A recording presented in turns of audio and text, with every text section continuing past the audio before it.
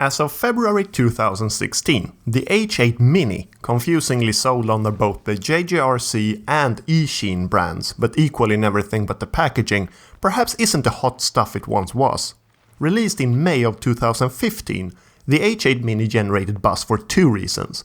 One, it had a super fast yaw rate, and two, it was super cheap, retailing for only about $15 ready to fly.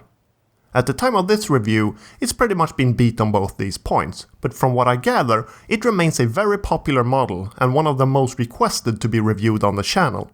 So for sake of completeness, welcome to this review and flight test of the H8 Mini quadcopter from JJRC or Eachine.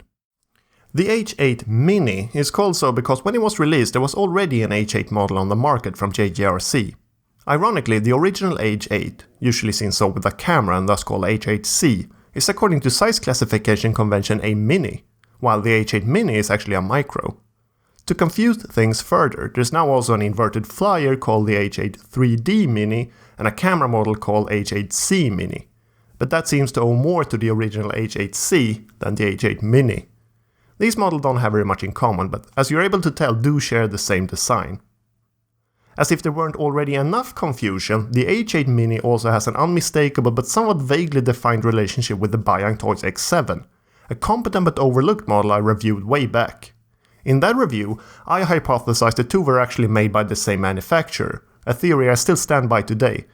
Thus, it's only natural you hear a lot of references and comparisons to the Beyang Toys X7 in this review. As stated, the H8 Mini is inexpensive even by Chinese toy quadcopter standards, and examining the aircraft it definitely looks the part. It comes in two variants, white with some red paint slapped on it, and black with some green paint slapped on it, as pictured here. Regardless of your choice though, there's no getting away from the fact that it's a no-frills design, call it either conventional or uninspired depending on your preferred slant. No, very exciting looking it isn't. Then again, how it looks probably comes pretty far down most people's lists of why they're interested in the H8 Mini. In terms of more practically oriented observations, at only 20 grams including battery, it much like its brethren the Beyang Toys X7 is extremely light for its size. As the LEDs are mounted directly onto the circuit board of the quadcopter and thus kind of sunken in, it makes them hard to see. Neither are they very bright, which taken together make the LVC warning easy to miss and the H8 Mini overall ill-suited for night flights.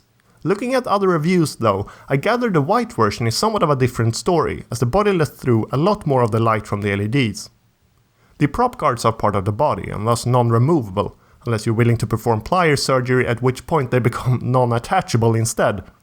They have an annoying tendency of bending into the props, but otherwise don't seem to affect flight performance the least. The included battery is a single-cell 150 mAh LiPo, which provides a respectable 5 to 6 minutes of flight after around 25 minutes of charging. As you can see, it is removable, which is great news if you intend to keep several to avoid having to charge in between. Curiously, my battery says Eachine on it while the quadcopter says JJRC. The H8 Mini comes with your typical nano transmitter. I've talked about these extensively at this point, but my opinion of them remains unchanged.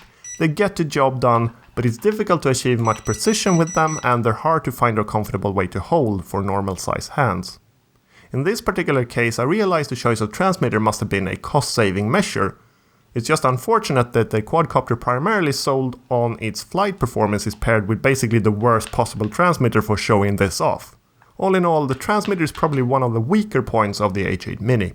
If you happen to own a Beyang Toys quadcopter though, your transmitter, which most likely looks like this, a miniaturized clone of the original Hubsan X4 TX, should not only work, but also offer more rates, at the cost of a tamer yaw. If you happen to own one of those snazzy programmable deviation transmitters, you're also in luck as some industrious souls have re-implemented the Beyang Toys protocol for those as well. Perhaps to be expected considering its price point, the other weak point of the H8 Mini is in my opinion quality. Since I got mine, I've had to replace 2 motors. It's an easy enough process and replacement motors luckily doesn't cost much, but do take a long time to arrive all the way from China. I realize there's always an element of randomness involved in this, but if my experience is anything to go by, weigh in the risk of the occasional breakdown when considering a purchase. It's not for naught the H8 Mini has been called a stunt flyer, implying it's an aircraft designed with flips and funnels in mind rather than more traditional flying. The included transmitter offers only 2 rates, but with both, Flips and famously yaw are both very fast. The former is something that has carried over from the Biotoys X7. As I put it in my review, seriously, if you only take one thing away from this review, let it be that the Biotoys X7 has the tightest flips of any quadcopter. The fast yaw, however, is an original trait. The H8 Mini was one of the first toy-grade quadcopters to sport the type of extreme yaw rate you're seeing here. This quickly caught on and became something of a trend though, followed by models such as, and perhaps most noticeably, the eFay XS1 Phantom. I admit I went into this review skeptical, having pretty much decided the yaw was a gimmick. This sadly turned out largely correct on the higher rate, which for all intents and purposes is a show-off only mode, unpractical to do any regular flying with. The lower rate is actually controllable though, which makes it all the more critical. Luckily, it holds up well. The yaw still borders on too fast and sometimes makes you oversteer in low direction, but most of the time, especially when used to it, the level of agility and the possibility for maneuvers feels surprisingly liberating and exhilarating. To form a frame of reference, I did a quick flight comparison between the H8 Mini and the two most similar quadcopters I had access to, the Weighing Toys HY852 and the JJRC JJ1000. The HY852, one of my favorite micros, handles similarly. Response to stick input feels very immediate and direct, but the yaw rate unsurprisingly feels measured in comparison. Also, although perhaps beside the point, it's much louder. The JJ1000, a popular sport flyer, seemed to offer the deepest pitch of the three, also making it the fastest, but the TX has noticeable smoothing, lower servo speed I think, which makes control feel floatier. Furthermore, the yaw rate is probably the slowest of the three. All three clearly have their individual strengths and weaknesses, but taken together, the H8 Mini fares well. It should be noted that more is not always better. Higher rates requires more from the pilot, and the H8 Mini is one of the more demanding toy-grade multirotors I've flown due to every nudge on the transmitter resulting in an immediate and forceful response. As to be expected of toy-grade quadcopters nowadays, there is a poor man's return to home and headless mode implementation in place on the H8 Mini. This works as good or even better than can be expected, but there are two caveats to be aware of.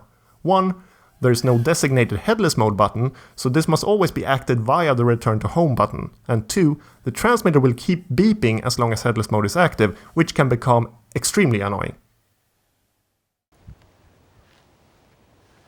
In conclusion, there's lots of fun to be had with the H8 Mini, provided you got the experience or determination to master the super fast yaw rate and overall extreme flight characteristics. Considering the sub $15 price tag, it also has an impressive bang to buck ratio going on. With all this going for it, you may ask yourself, whom is it not for? Well, if you're a beginner trying to get the hang of things, the H8 Mini would perhaps be a poor choice due to the lack of variety with regards to rates. It's kind of a one-trick pony in that and many other senses, but I'll admit, it's a pretty sweet trick.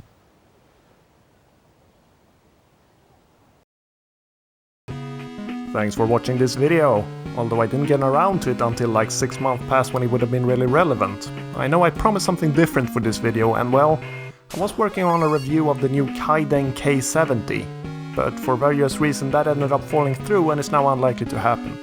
That's not to say there won't be other cool stuff on the channel in the future, so consider subscribing if you haven't already, and I'll see you in another review.